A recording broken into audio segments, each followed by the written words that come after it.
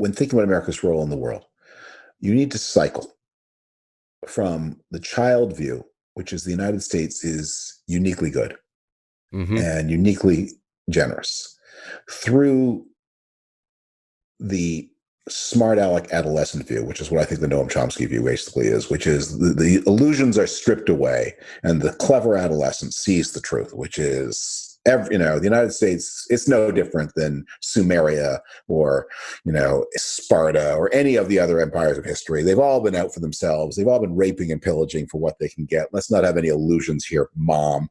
And then that wisdom comes from knowing what the smart adolescent knows and realizing that with many asterisks, many hypocrisies, many imperfections, many flaws, that the childish version of it is not true, but closer to the truth. And that the world that was built, especially since 1945, is the best governance project in the history of the human race. And it's spread. And people say, what about all the countries that didn't benefit from it? It's spread. So from between 1945 and 1975, that project was a project of the United States plus certain selected Northern European democracies. And then in 1975, it spread to a whole range of countries. So Portugal and Spain and Greece joined the Democratic Club. And then it spread again at the end of the 1980s to the Pacific Rim, South Korea and Taiwan. Chile returns to the Democratic Club. And then South Africa. And then in the 1990s through Central and Eastern Europe. And more and more people participate, each in their own way, but in a world that is based on collective security, underwritten by disproportionate American commitment, based on free trade, based on the ever accelerating reduction in armed conflict, which has been such a striking feature of the post-1945 world. And now we're in recession. We're going the wrong way. And maybe we're doomed to continue to go the wrong way. But it is the wrong way. And we were from 1945 to 2005, we were on the right way. Well, okay. Look, I think we were on the way to where we're at right now. And I think you can see a lot of the signs of it as early, I think, as certainly at least as early as the Bush administration, if not earlier.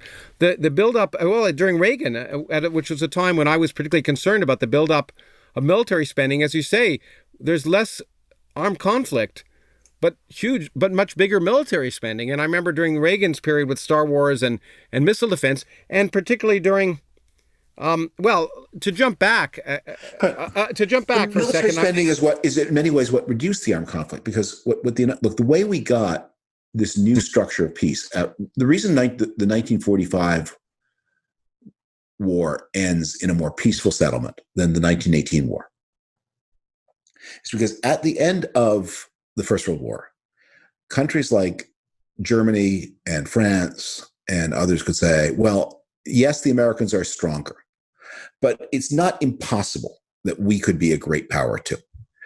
So let's focus on building up our own military power. Yeah. After 1945, it's impossible.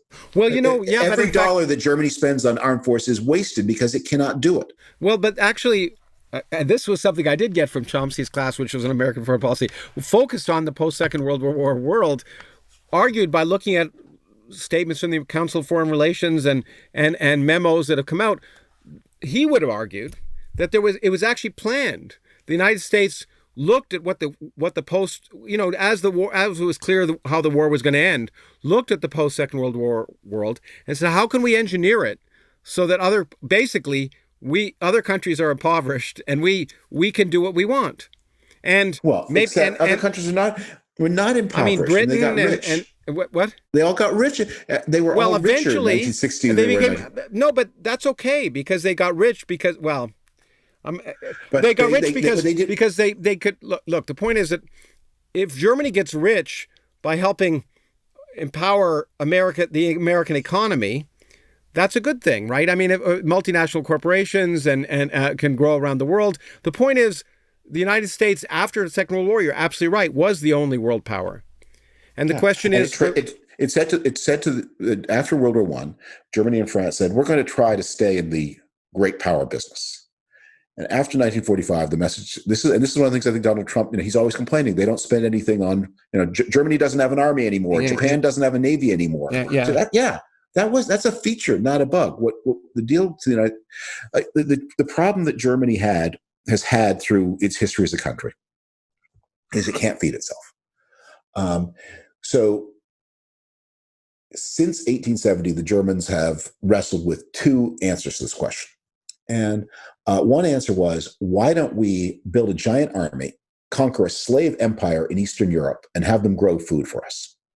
And the second answer was, why don't we build cars as expensive as a village and sell them around the world and use them to buy pineapples and papayas?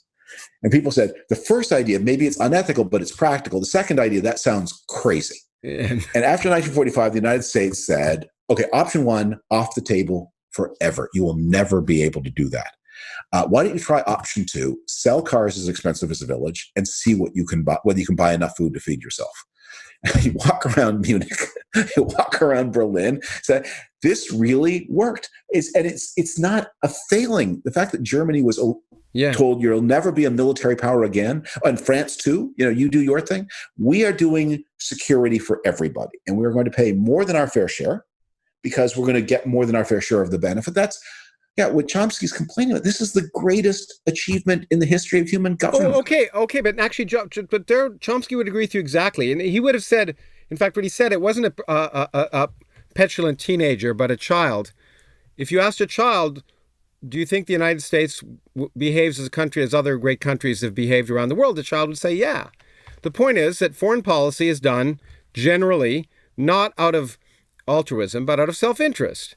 And maybe a more peaceful world is out of self-interest, or a world in which, so there's nothing wrong with saying that we benefit from a economically healthy Germany, but to argue that we're doing it for Germany